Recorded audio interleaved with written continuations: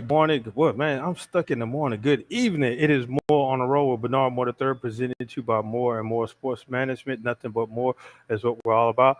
Again, we're here live at Bojangles, 7433 South Sour Road here in Byram, Mississippi. Their number is 601-414-9400. If you come in, get the blueberry biscuit. I know a lot of people talk about that, but that's a whole nother story. But before we get started, we're going to give thanks to those individuals that make this show possible.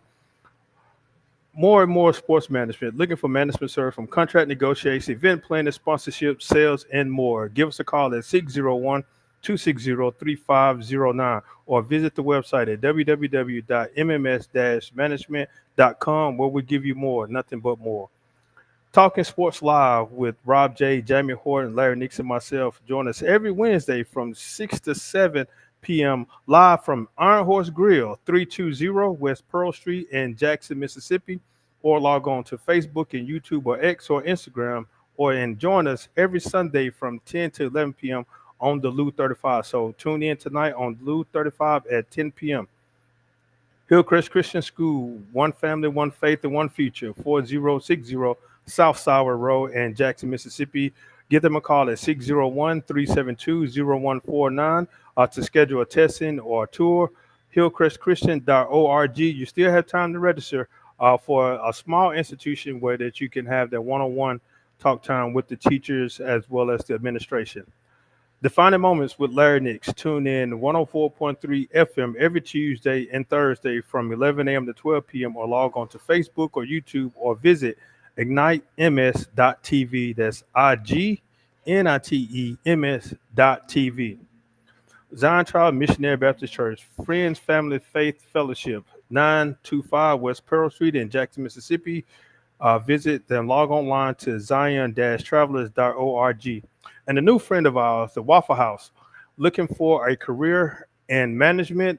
Visit the Waffle House, whcareers.com, and log on. Go ahead and complete an application at the local Jackson metro area for one of your Waffle House, and as well as while you're there, get you a waffle or something to grab a bite to eat.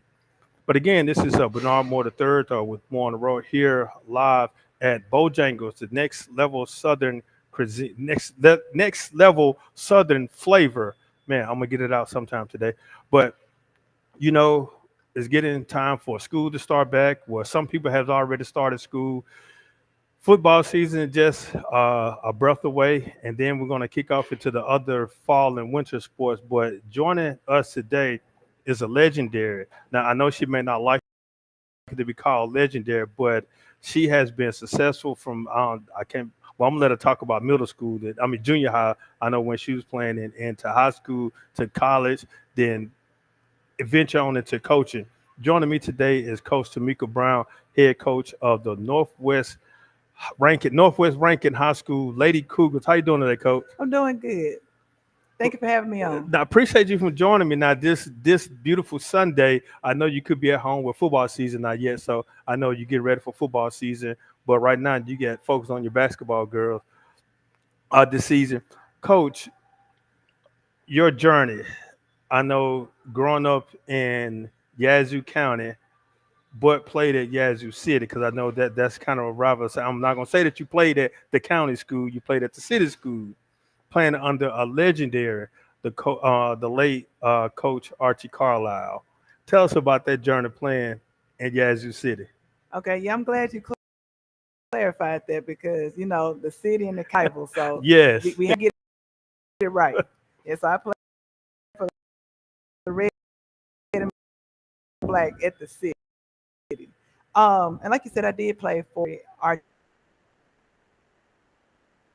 and a lot of it spilled over into my coaching career without me even really realizing it. And he ended up becoming a mentor for me, somebody Uh-huh. that I could call and depend on when I had questions. And he even came out a few times and taught my team a few things, as we kind of prep for the playoffs. So it was just a great experience playing for him because I learned so much that I took with me to college and I took with me into my coaching career. Now, I've heard some stories about Coach Carlisle. You mind sharing a few? The inspiring stories that he shared with y'all while y'all playing. Cause I know he won a couple championships with y'all as well. Yeah, he did. He did win a few championships in Yazoo City. I wasn't fortunate enough to win one Right. with him, but like he always like, expect like my senior year, he was so influential in helping me develop and grow my game. Uh-huh. Like we would practice after school, we would practice during the girls' practice, and then he would allow me to practice at the beginning of the boys' practice, just to help me grow my game and get better in preparation for college. Like he taught me, a lot about work ethic, about doing more than what was required to be successful. And he always just poured so much into his players. Like you could always tell that he was there for us and he cared about us both on and off the court. And he kept up with me during my playing career at Jackson State. Did y'all ever have to run on back roads? Always. Oh, okay. Because I know 49 itself is enough. A lot of hills, but I know Yazoo City was kind of in the city in the back roads, so you had to run a whole lot of back roads and bushes We did. We and run did. from snakes and cows and bears. Oh Well, my! again, we were in the city, not the county. No, I know some snakes and stuff back there on the back roads now, and then Yeah. you may have some farming with some cows somewhere along the back road somewhere up in there. Yeah, but I never saw any. Oh, But okay, like there was a road behind the high school that led out to Highway 3, I believe. So we okay. would always run that road. It was about a mile or so. Yeah, like we always did preseason training outside. We never, ran on tracks like you said. We ran on roads. We did hills, we did bleachers, all the stuff in preparation for our season. Now, what you saying that y'all run outside? Like, I know that the Delta is hilly and somewhat flat land in Yazoo. Looking at back, if you know how some meteorologists they looked at on this day, it was this, it was the temperature was this, and then you look at today, it's like man, it's hot outside. Compare the temperatures today back when you were playing. I mean, compared to today's temperature to back when you were playing outside. Do you think that the temperature was different, or you? I wasn't thinking about it. I was just thinking about done. Like it was hot then, it's hot now. The only like, and I had a kid ask me this question Friday, as a matter of Uh fact, huh. was it hotter when I was a kid than it is now? And honestly, I feel like it might be a little bit hotter now. I don't remember it being this hot when I was outside running and doing all the stuff. Yeah, so I feel like it might be a little bit warmer right now. Do you think you can survive playing in it outside, running condition in this type of heat I know I at your could. early age? I know I could Uh, because like even with my teams, like we go outside and train. We do what we call a 6 week boot camp, okay. and we do it outside. But now they have the wet bulb, which limits what we can do Okay. outside because of the weather. But when we can, we go outside. So I feel like I could survive it. Like I feel like I'm tough enough. Well, do you think that I know how am I trying to put it? All these different restrictions now, especially with the weather, the heat temperature. Do you think it's handicapping the kids? I mean, the athletes today compared to when you were playing? Because I know Coach said you don't need no water right now. It's not time for water break. Do you think it's kind of handicapping them, or do you think it's helping them to better to for longevity? Put it that way. I don't think it handicaps them. I think it helps us as coaches keep them safe Okay. because a lot of times as a player, you want to push yourself beyond where your limits are Okay. sometimes. And I think the wet bulb, the changes that they're making, they help everybody stay safe. And that's the ultimate goal with everything that we're doing. You want to make sure that we're keeping our kids safe. So I'm absolutely fine with it. Like we just modify what we're doing. We do a Okay. lot more inside now than we do outside. And when we can go, we do. And when we can't, we stay inside and we still work hard. So I think as long as you're working hard and you're building that the mental strength and the mental toughness, you can do it both indoors and outdoors. All right. I'm glad you said with the mental strength and mental tough. The kids today, do you think mentally they're not prepared to handle some of the stuff that you were brought up in as you were playing? Well, like I grew up in a different era. Like I grew up where I was playing in the park, Uh huh. where I was accustomed to being in the sun all day, accustomed to playing with the guys and all the stuff. I grew up playing in my backyard where I played on dirt. And Yeah, yeah. and in the grass where you had to run the grass down, to make your court or whatever. So like I think it's just a different day and era. I think the kids are still just as tough and they will rise to whatever standard or level you or expectations that you have for them. I think they rise to those. But you just have to keep those standards and expectations high.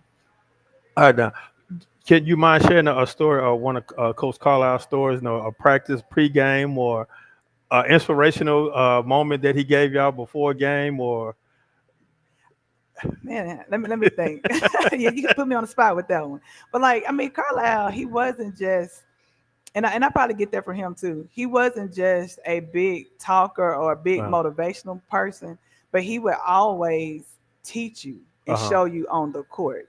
And he held his expectations high. He expected you to do the things that he taught, and he prepared us for all situations in practice. So he didn't have to just get on his soapbox and give us motivational speeches, Mhm. and that was because he had prepared us in practice, to face so many different situations.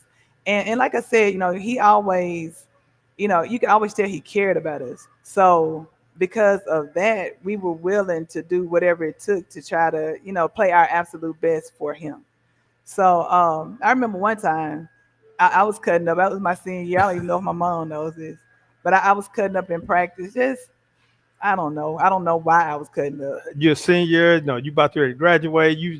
Hold on, have you already committed first, or you still I had haven't? committed. Oh, so okay, yeah, that's what it was, yeah. Yeah. So it was probably senioritis.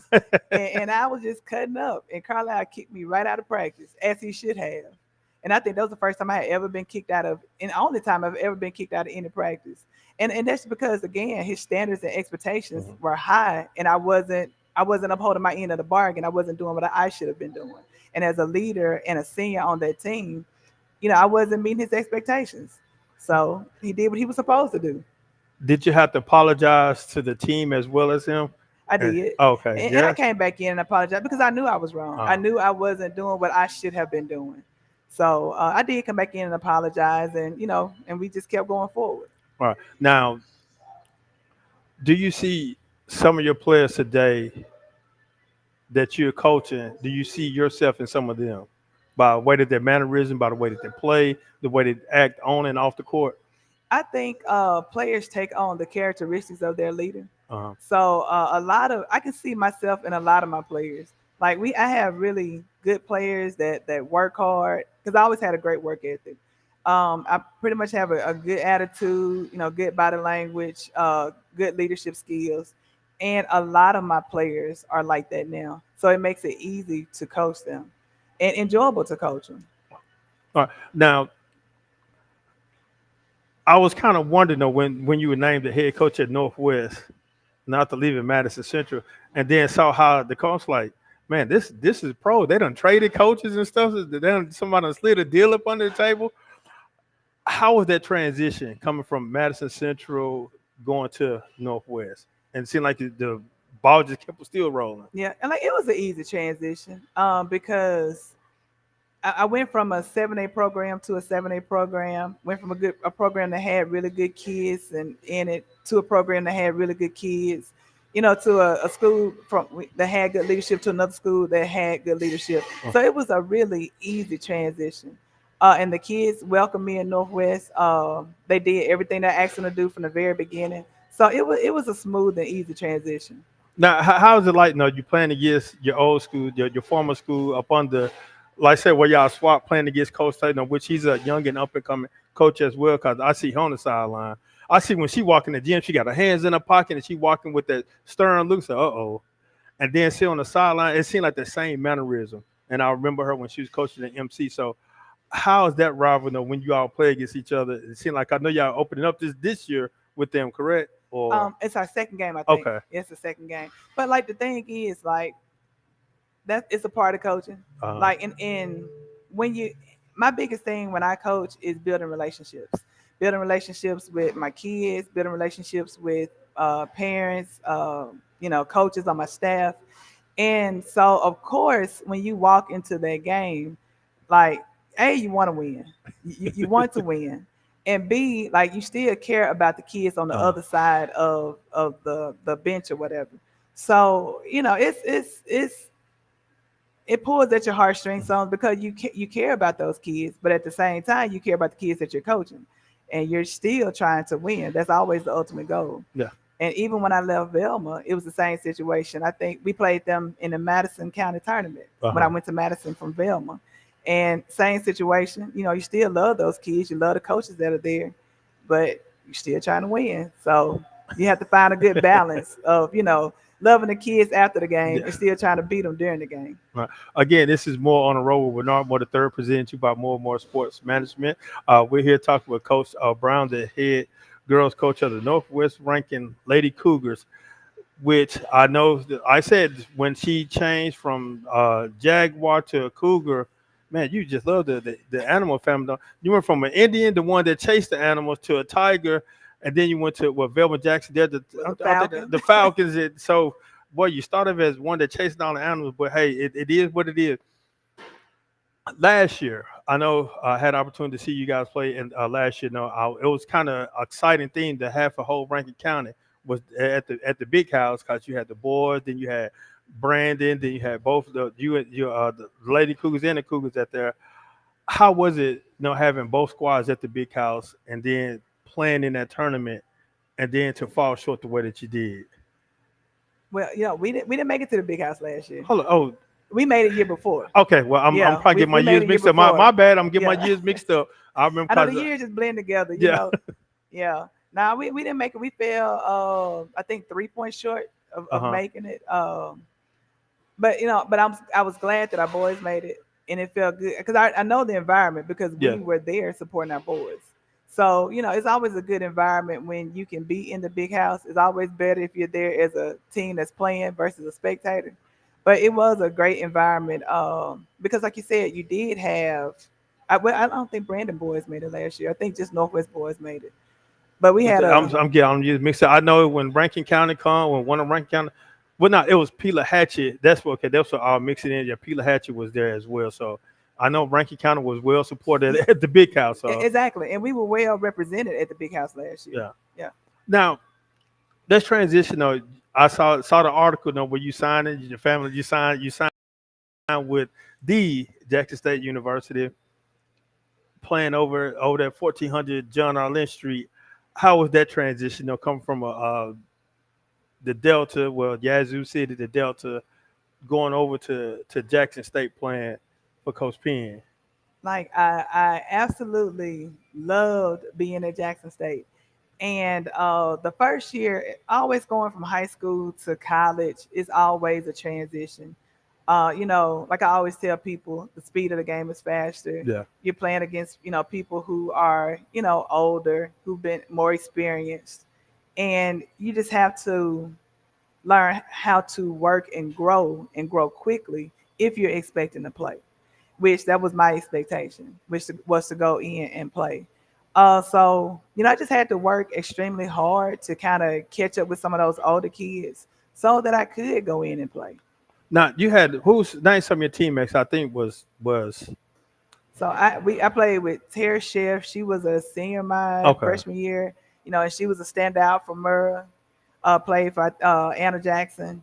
Kim Linson, I can't remember where she was from, but I came in with Rosalind Span, Okay. Knoxville County standout.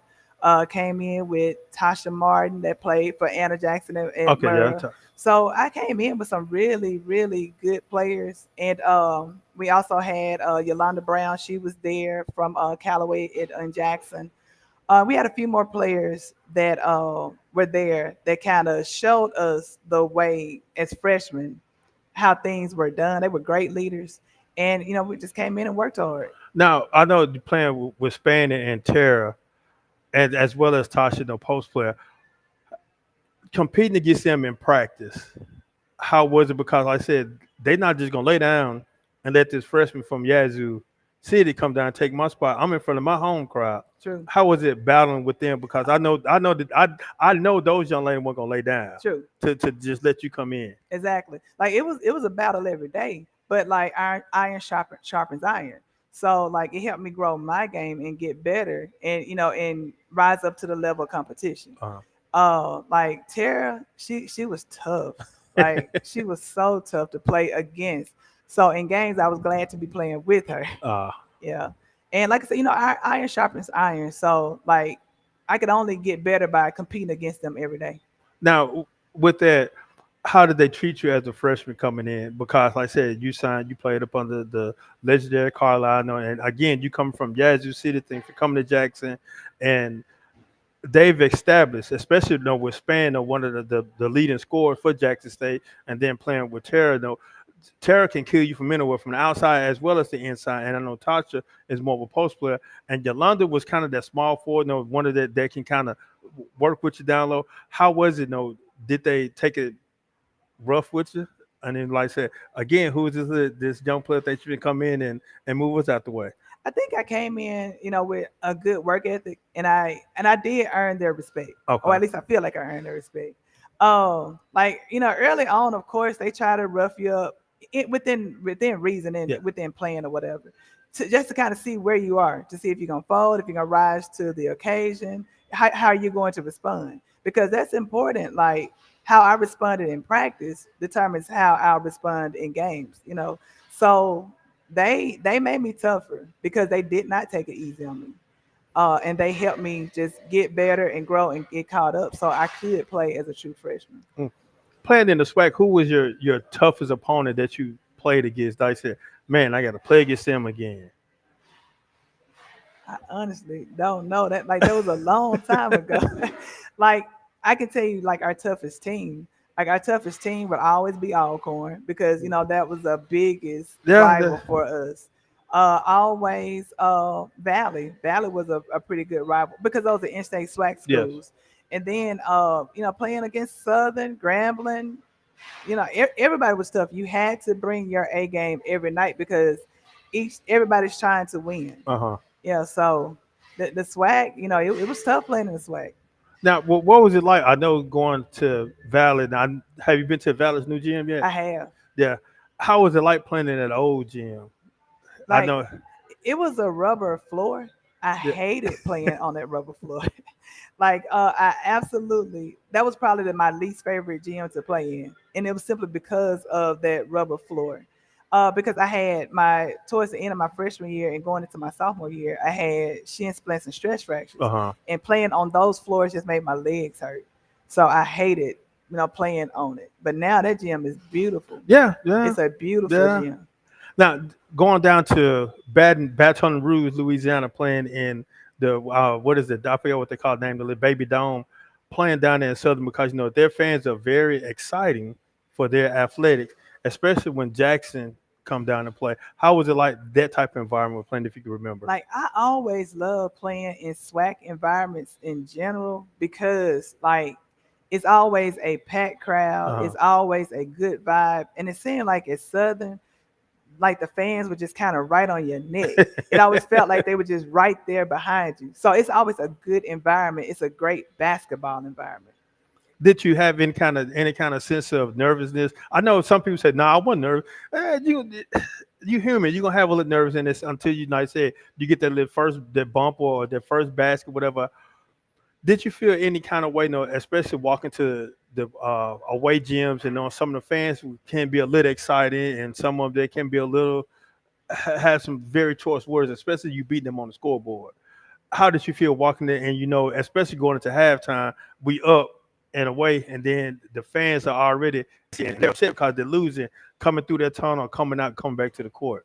Like, of course, you're always nervous, especially as a freshman. It's your first time visiting these Uh-huh. different arenas. Like, you're always gonna have some nerves about because you don't know what to expect being in these environments. But like once the ball tip and you break a sweat, the nerves go out the window, and you just play ball. And especially like if we're leading at half, I don't have nerves. Like I'm ready to go ahead and just finish the game and get it, not necessarily get it over with, but go ahead and win the game. And I, just doing everything I could to help my team win. So like it was always fun for me. Like I always enjoyed Uh-huh. playing. Yeah. So of course in the beginning you have some degree of nervousness, but once the ball tip and you run up and down a couple of times, like it's just fun. Yeah. Now, playing in Yazoo, I say again, small school in Yazoo, y'all were what, 2A, 3A, 4A. 4A? Okay. Playing in Yazoo, what other schools came to look at you to play, try to recruit you to attend their institution? Oh, let's see. I had Alcorn Valley coming to look. Mississippi State gave me an offer. Oh, and I feel like I may have had one more swag offer. Yeah. Why you choose Jackson State? I don't know. It's just something about being on the campus of the Jackson State University that just attracted me Uh to Jackson. And people looked at me crazy or thought I was crazy for choosing Jackson State over Mississippi State. huh. Yeah, choosing SWAC over SEC.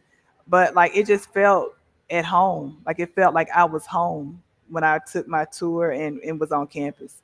So, I felt like it was where I was supposed to be. The strip caught your attention. Everybody driving up the strip got to listen Nah, to the music on the nah, plaza. nah. That wasn't my vibe. Okay. Nope. I went there to play basketball and to Okay. get my education. So like I'm not that person that just hangs out on the strip and on the plaza. Of course, I had my times out Yeah. there. But my focus was get my education and playing basketball. Now, how was it that the transition again come from not saying yeah, it's a small school, but from a small city coming to Jackson, and it's a diverse of at different attitudes because you come from basically everybody to you playing with people from Michigan, Chicago, from Florida, Georgia, all the type of stuff, and then your classroom, the people from everywhere. True. How's that transition for you? Like I'm a person that I can pretty much get along with anybody and I can fit in any environment. So like I'm not necessarily the most outgoing person, but at the same time, I can be comfortable in a lot of different environments. So it wasn't very difficult for me because I knew my purpose and I knew what I was trying to accomplish. So, I just went in with the mindset that, I want to do well in the classroom. I want to be good at basketball. So it wasn't very difficult.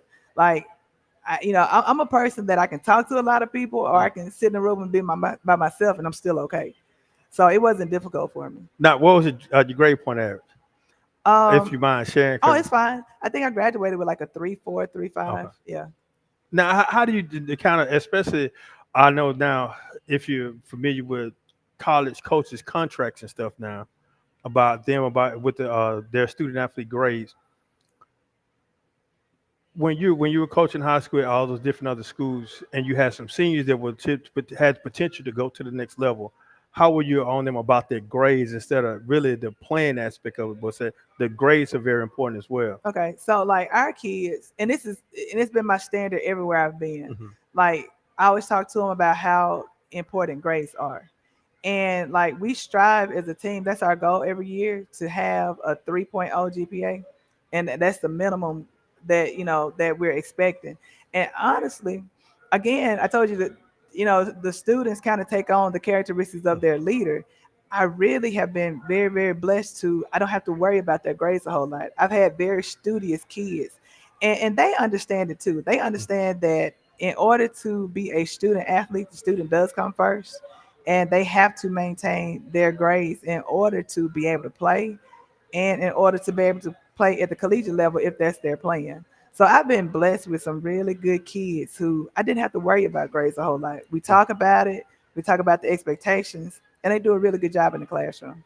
Do you instill in your athletes that some, as a college coach, I said being a former recruiter at the college level, that if a coach wants you as a coach say, hey, I want you to come play basketball with me for me, but then see that you are eligible for academic scholarship, do you kind of instill in them that say, hey, well, look at the academic side as well, because athletic scholarship you have a ceiling of how much you can go, but academic there's almost no ceiling. Exactly. Do you kind of instill it because you avoid? I mean, you're more valuable to a college program because I don't have to waste a scholarship. Not saying waste, no, But spend a lose a scholarship on you, and whereas that I can use you academic and I can save a scholarship or kind of spread that money out. exactly. I have had kids in that situation where their academic or their GPA and ACT score was so high Uh-huh. that they were able to go play college ball and be on the academic side of it versus the athletic side of it. And like I even had a couple kids like one year at Velma, this young lady, like I still talk to her right now. She worked every day in my office submitting scholarships. Every day after practice, she was in my office submitting scholarships, and she had, over $300,000 in scholarships by the Wow. time she graduated. So she never had to pay for anything, and now she has her doctorate, and she's teaching at Jackson State. Wow. Yeah. That's So awesome. we talk about that, especially for kids who are in that situation, Uh-huh. because it's valuable to have that GPA and ACT score. So now you may be able to put a little bit more money in your pocket Yeah. versus spending it, on an athletic scholarship. All right. Playing at Jackson State now, during your time, your 4 years there playing, having fun, socializing, getting your education, did you see yourself potentially going playing professional? I know women's professional sport was either international and they had very little leagues here in the States. Did you see us was that your aspiration to do, or if it comes, it comes? That's kind of how it was. If it comes, it comes. It Okay. wasn't a goal or a thought, and again, that's because there weren't many opportunities. Uh-huh. The WNBA, when I first got there as a freshman, hadn't even started. Yeah. So by the time I graduated, I think I graduated in '99. So the WNBA I think started in '98. So like there wasn't many chances to try to play professional basketball when Uh-huh. I played. But I did have the opportunity to play. And like me, I just love playing. I just went out there and played because I absolutely love the game. And I love playing so much. So I was happy and pleased that I did have the opportunity to go overseas and play and have that experience. Now, I know especially that's a lot of young athletes' aspiration, someone to play professional sport. And with women in basketball, the opportunities are not as greater, especially in the states. Does any of your high school players say, "Hey, coach, I want to have potential to play professional basketball"? No, what can I do? No, what can I do to get that opportunity? True. And like the landscape has changed so much since I played. Now, now the young ladies have a lot more opportunities to Um, play professional ball. And I have had a couple of kids like that was their dream and that was their goal. So now hey, we work for it. Like get in the gym, put the work in, do the reps. Try to make sure you land at the right college. So in 4 years, you may have that opportunity. And now, like they have a lot more opportunity than we did when I was growing up. You mhm. have the WNBA, you go overseas and play, and now you have a few local teams that you can play on. So kids just have more opportunities to play than they did a few years ago. Now, with that said, you're playing it. I know you said when you recruited on why you chose a SWAT school over SEC school. What do you think that we can do, especially at an HBCU or SWAT school or MEAC school? Do we need to update the schedules and play more, as I say, P5 programs to gain so that the young ladies can get more opportunities of playing in WNBA? Not saying that we can't, because we had a young lady at Jack State a few years ago, and I think we still have one. I think she's still playing in Vegas. I think to get that opportunity to go play in the WNBA. I think it is truly a matter of recruiting the right talent to come in because at the end of the day, you do have to have the talent to Uh, play, in the WNBA. And it's good to have those dreams and goals, but you have to be real with yourself. The number of kids, be it football, yeah, basketball, whatever the sport is, that make it to the professional level, that number is extremely small. Even though it may seem like on TV you have a bunch of people out there playing, if you compare that number to the kids that are actually playing in college and high school, the number of kids that actually make it is very, very yeah. small. So I think, if we want more kids to make it to the WNBA or to the professional levels from the SWAC or HBCUs or like I said, the MEAC, then we have to recruit that level of talent. And because I do believe that, the recruiters, they will find the talent Uh-huh. wherever it is. Because we've proven that, like you said, a kid just got drafted from Jackson State a Yeah. few years ago. And on the men's side, we've had several young men go from Jackson State to the SWAC, from other schools. I mean, Yes. Jackson State to the NBA, and other schools in the SWAC that have gone to the NBA or other professional sports. So I think, it's just a matter of recruiting that level of talent, so they can move from the smaller schools, the HBCU, SWAC, to the professional level.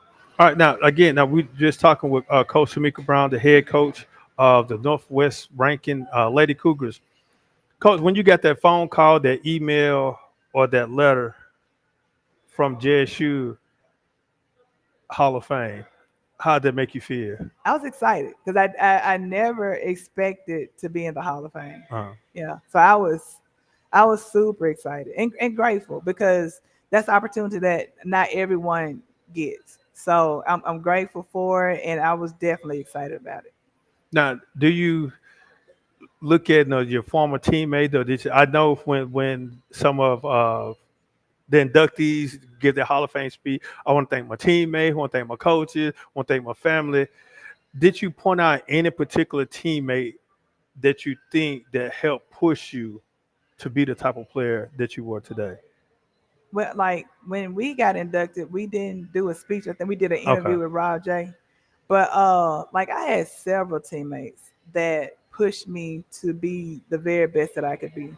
Like competing against Tasha Martin every day, that was no easy task. I mean, she's a little bit smaller than I am, but she was tough, and she always pushed me to be better. Again, going against Tara Chef, going against Kim Linson, playing with Rosalind, they all pushed me to be a better player on the floor. Like my IQ grew, my work ethic got stronger, like my abilities got better, and that was just from being around some Uh, of the best of the best. Now, transition to your coaching side now. Who do you kind of model your coaching style after, or you take it from bits and bits from you being coach and other coaches that you've seen? Just no, just observing other coaches. Who you think you kind of model your game after, or who you take some stuff from and you use it? I would definitely say Coach Carlisle. Like, I think he probably was my biggest Uh huh. influence as a coach. Um, like, and I try to allow my personality to show a lot through my coaching. Um, so I think I model a lot of some of the things that we do in game from Mm. him. And like I said, I try to be the realest version of myself that I can be on the sideline, and just try to let my personality show while leading my young ladies through games. Now, I know some coaches they like fashion shows, put on the high heels and the glamorous different clothes. What's your style of dress during games, or it just depends on what how big the game is, or you just, hey, I'm here to coach, I'm not trying to look pretty and anything, I'm just want to be relaxed. It honestly depends. Like it depends, and it's varied over the years. So Uh-huh. when I first started, it was heels and dress clothes every night. But if you look at college coaches, look at the NBA, like the trends have changed. Yes. Like now it's a quarter zip and slacks. And even a few years ago, I never would wear gym shoes on the sideline. So even the last couple of years, I've transitioned more to a pair of gym shoes Mhm. tonight on the sideline. So it just varies. And then of course all games are important and big, but our bigger games where we may be playing against a rival, Uh-huh. that'll inspire me a little bit more to kind of step my game up. Um, so it just depends. Now with that, now I'm a male, yes, I wear me when I'm coaching side, I like to be comfortable. Okay. I don't like to wear no tie. I don't wear no button up shirt. Give me some loafers or something that I feel comfortable, because I stand a lot when I'm Okay. coaching. I hate it when I get a check. The refs, I got to sit down. I can't stand it because I like to move around. Now, when I see some coaches with those high heels on, again, I'm not. Well, let me look into the camera. I am not talking about your fashion statement. No, coach, if you want to wear what you want to wear, go right ahead.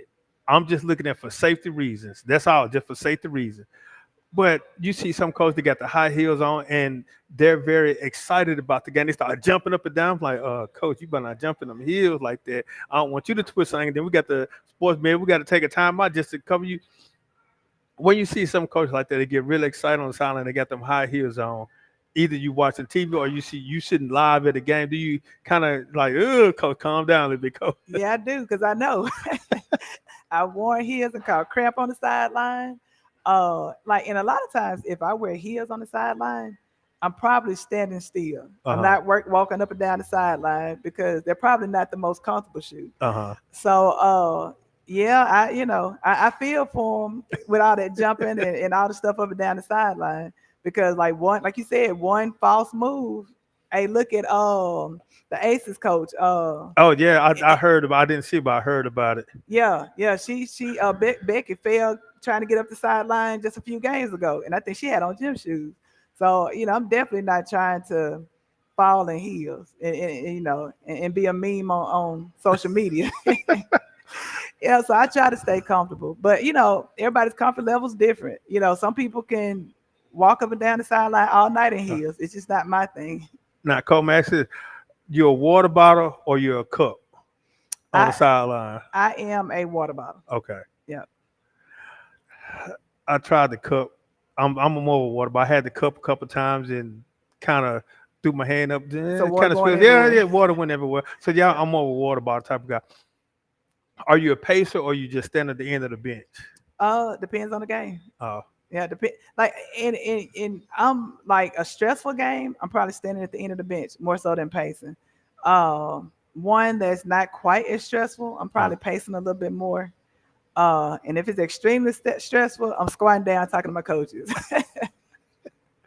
Do you allow your other coaches, your assistant coaches, to game plan and call plays, or that hey coach, can we try to, or hey coach, can we serve the person because it, or you say hey no, if you see something, go ahead and make that decision style. Like I'm big on trusting my coaches. Hmm. Like that's one thing I'm very big on. I'm big on trusting them. I'm big on growing them. I'm big on letting them take leadership roles within our program. Like I don't know everything. I don't pretend to know everything. I can't see everything. So I trust them to make in-game calls with our offense. I trust them to bring suggestions to me about things that we could change, things that we can be better, things we can do differently. And I'm never opposed to trying anything that they bring to me. And if it works, we go with it. If it doesn't, we try something else. But I'm big on letting my coaches have a voice. My voice is, if you ever come to one of my practices, my voice will never be the only voice that's heard in practice. And like we even try to instill that in our players. Hmm. Like we try to encourage them to be a player led team. So we try to grow our kids into leaders and teach them how to lead the right way. And so that they have a voice in our program. So like my voice is never the only voice heard. All right, now speaking of voices, now I know when you're calling out plays on the court and I'm gonna say you're coaching. How many times has your voice changed? No, you talk it no good this week and then next week then you All the time. So like the jamboree is normally like the last week in October. So probably from the jamboree to almost mid-November. uh, Yeah, or maybe even before then my voice is out because I just hadn't gained my coaching voice yet. So my voice goes out every year. And like sometimes it's been so bad where I had to tell my assistant coach, hey, tell them this. and I know I'm not a loud talker, and but when I'm talking and when I do a lot of speaking, I try to project my voice so that it could be heard. And when I'm in practice, I tell my players, say, "Hey, I'm talking this way so that you guys can understand really to turn your volume up because it seems like they're on the court, they don't want to talk, they talking low." I said, "You competing against a whole lot of stuff, so that's why I'm." Coaching a lot because I'm coaching against the fans in the stand, yelling out, "Coach, you need to sit down somewhere." They calling their plays, and then the other people talking to make it noise. Then if you got a band, and then the official, so you really got real talk loud. So I lose my voice a whole lot sometimes. Mm-hmm. I lose it a whole lot. Yeah, Do you have any remedies or something that you take to kind of? I don't. Just let it come back. I just let it come back. Like a lot of times, it's raspy a good bit throughout the season. Yeah, yeah, Yeah, because yeah. I'm not naturally a loud person, Uh and huh. I'm not a yeller. I don't, do a whole bunch of yelling. So it goes out, it comes back, it goes out again. Now I'm gonna ask you this: how many coaches do you have on your staff? Two. You sure? You sure you only have two coaches on your staff? that I'm aware of. Okay, that's what I'm getting at. But God, you see at the game and said you got two on the sideline, but you got about 300 sitting there behind. Coach, run that play. Coach, what this? Coach, why you put them in like? And half of them my family. Well, that's good. You got the family support. No, they want to see you do well. So yeah, they there. But do they be at practice? Some. No, Oh, okay. no, Well, invite them to practice. Tell no. them come to practice. Our practices are closed. Oh, okay. Okay. So well, I can't come to practice, observe or something. Oh, okay. Well, I No. got you. I got you. Coach, all right. If you weren't coaching, what would you be doing? I'd probably be a lawyer. Oh, That's what I first went to school for. When I first got to Jackson State, I was majoring in criminal justice uh-huh. because that was my plan. And then I switched over to business because I thought I wanted to be in the business world. Mm. But God called me to coaching because I never planned to coach. I never planned to teach. And God called me here. This is what I'm supposed to be doing. Who called you? What? I mean, let's rewind that. Who did God ask to call you to come Brenda coach? Smith. She was the principal at Yazoo City High Uh School. huh. Um, and it was the end of my first year in Yazoo City, and she called me and offered me the head coaching job at Yazoo. Did you think about it? Was it a quick yes, or you It had was like it was a quick yes. It wasn't anything to think about. It was a quick yes. because of where it was? Well, no, I actually was teaching at the middle school, Uh huh. and I was teaching Isn't that Wolfolk? Woolfolk. Okay. Yeah, I was teaching English, and I was helping with the middle school team. Okay. So, I had already got my feet in the door and got Okay. my feet wet. So it was a quick yes. Ooh, now you talking about middle school. How was it coaching middle school? Cause that's what I had majority is 6 and 7. Yeah, 6, 7, and 8 graders. That's what I coach. It was different.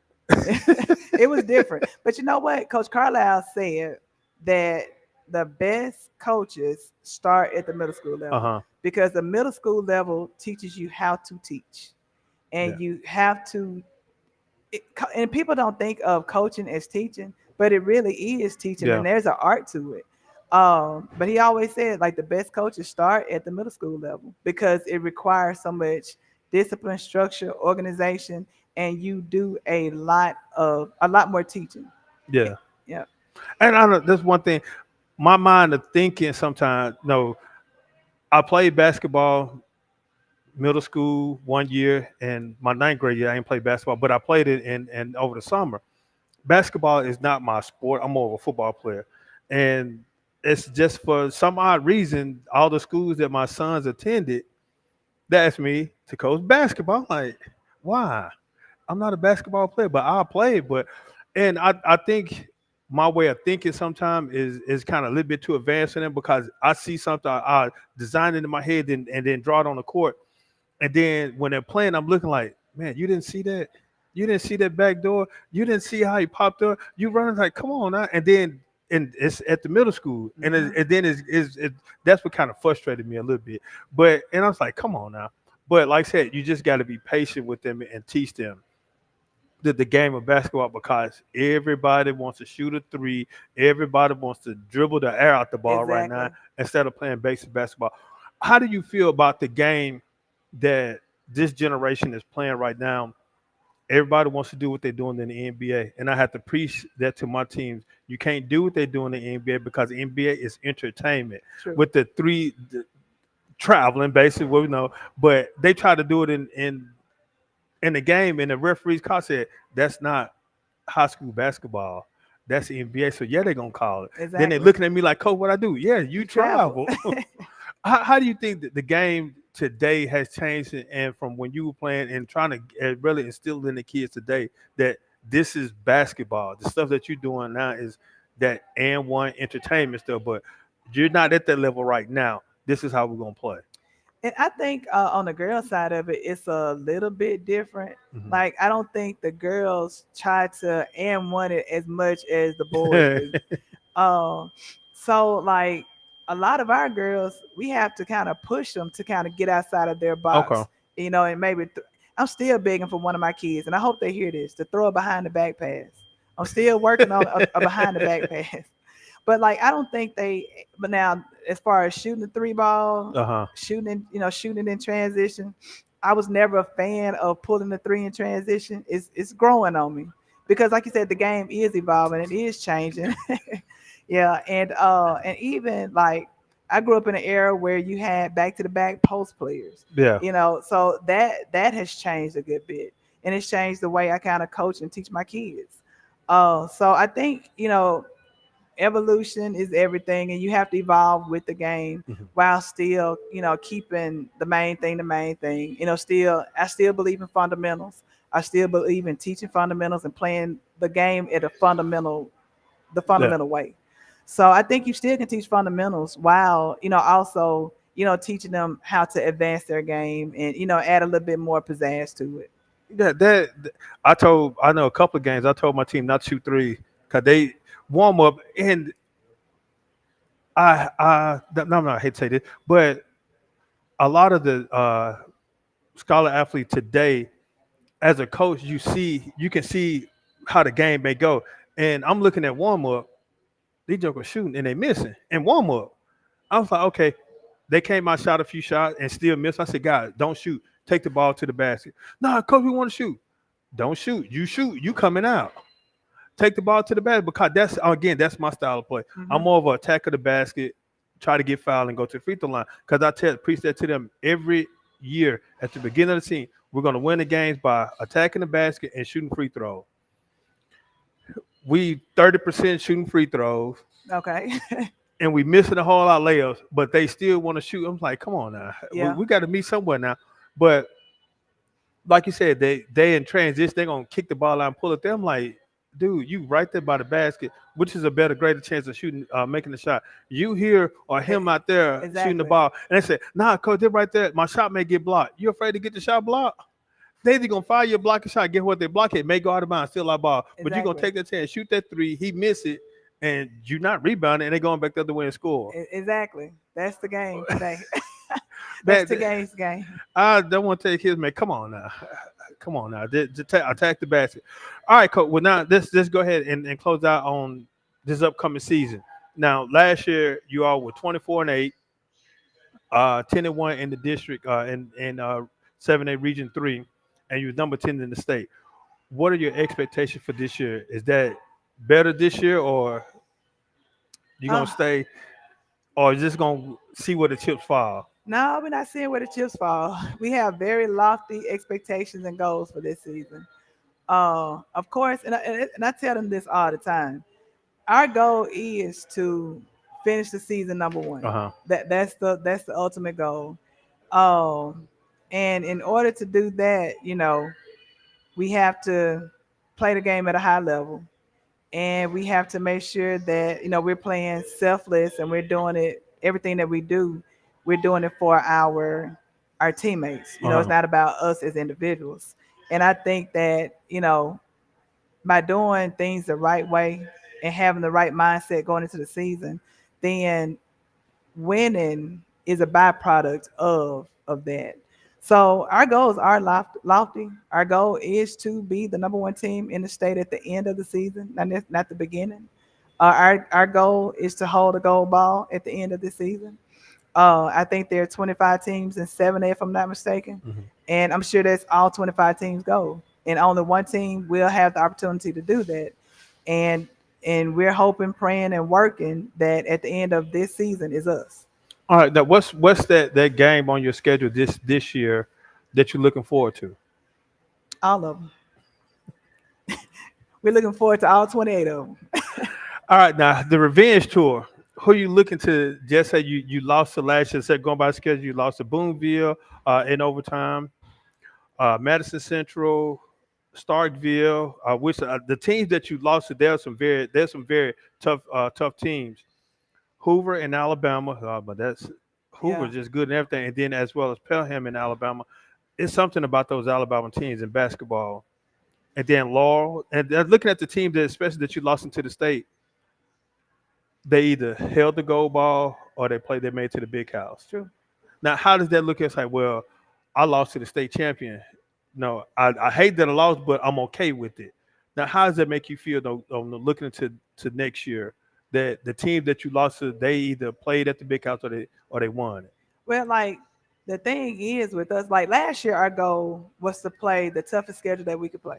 And like you said, looking at our schedule, we played, Yeah. we played all the top tier teams. And most of those games, with the exception of Hoover, if I'm not mistaken, it was a, you know, 3 to 5 point ball game kind of going down the stretch where we felt like, you know, we were in a position to win if we could, maybe get a stop or get a basket. So even last year, we felt like we were a top level team and could have possibly competed for it last year.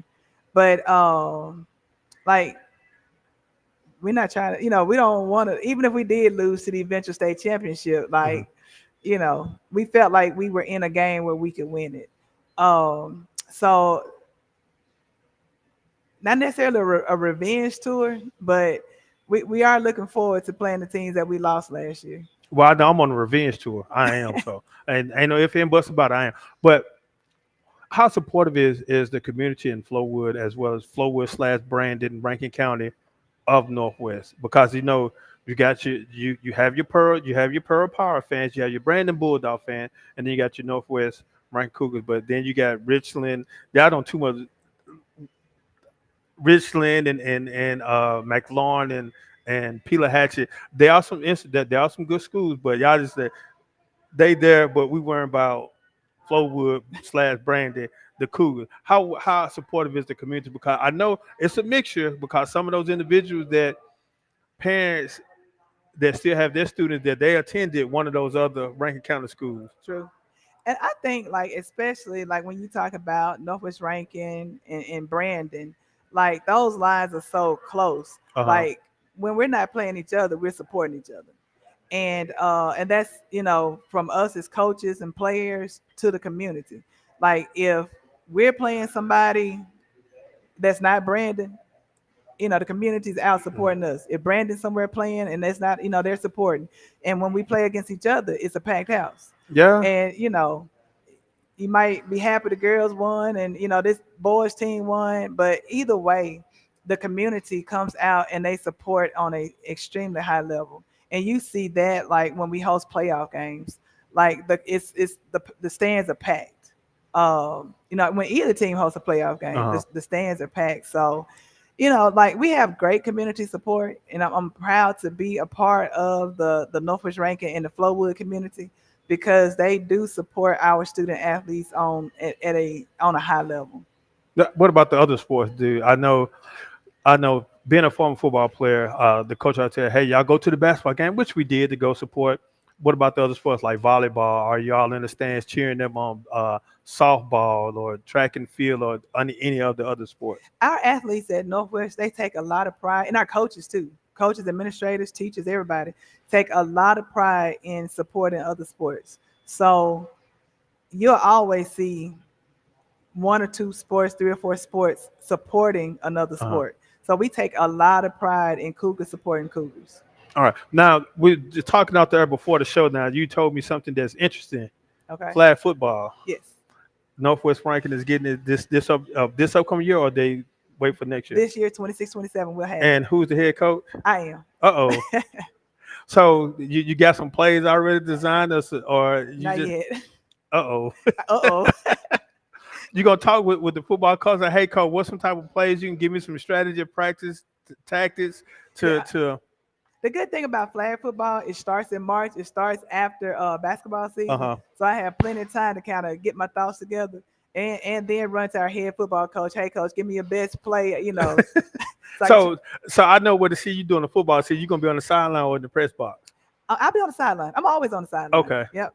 You gonna be in the coach back pocket like, coach, what you trying to do? Okay, let me see how you Nah, doing. I'm gonna let him coach his game, and after the season, I'll get some information from him. Try to get a few plays. Well, how excited are the girls about that? They're so excited. I've had so many kids come up to me, just interested, want to talk about it, trying to figure out what's going on with Uh, it. We have an interest meeting on Monday, actually, and I'm expecting well over 50 young ladies to be in that interest meeting to talk about flag football. all right. Now, how do you feel about the growth of women involved in sports? because sports was a man thing, especially with football. But I know then Title IX kind of help spread out the sports for all the different public institutions. How are you? What's your feel about the growth of women involved in sports, regardless of whatever it is? That it's so crazy. My husband and I, we were just talking about this a couple nights ago. We were talking about how basketball has grown so much because when women first started playing basketball, they only allowed them to play half court. They couldn't even play full court Hmm. because I don't know why. I don't think they. I guess they felt like women couldn't handle running up and down the floor. But They want them to get too tired to go home and cook dinner. I got you. I that's understand. So probably what yeah. it was. But no, I think like it's a great thing for young women to have opportunities to play sports. uh, Like it's an opportunity to stay active. It's an opportunity to get college education paid for. Like it's just an opportunity to develop lifelong goals and and be healthy lifelong friends. So I think it's big for young ladies to have the opportunity to play sports. It develops, it builds character. Just all kind of things come from being playing sports in general. Leadership yeah. skills. So I think it's great, and the more opportunities that young women have to participate in sports, I'm all for it. All right. Well, Coach, I really do appreciate your time for joining me this Sunday. I know, uh, well, it's not football season yet. No, kickoff will be almost in about an hour. Is there anything else that you would like to share in reference to Northwest Rankin, the Lady Cougars, or Northwest Rankin in general, or Coach Brown? Well, let's see here. I am very proud and happy to be a part of the Northwest Rankin family. And it is a family environment over there. We have really great kids. We Mhm. have great student athletes. We have great programs. And if you've never been to a volleyball game, football game, basketball game, come check us out this year. You will not be disappointed. And I we always have fun. It's a great environment to be a part of. All right. Well, Coach, again, I appreciate you for joining me this Sunday, coming out your busy schedule. Getting set for. I know you're gonna be. I know you're gonna go home and watch some of the NFL. Hopefully, they give you learn some plays and stuff like that, so that you can come out and have a successful flag football season as well as you're doing in basketball. But appreciate the time, Coach. Well, we're about to get out of here.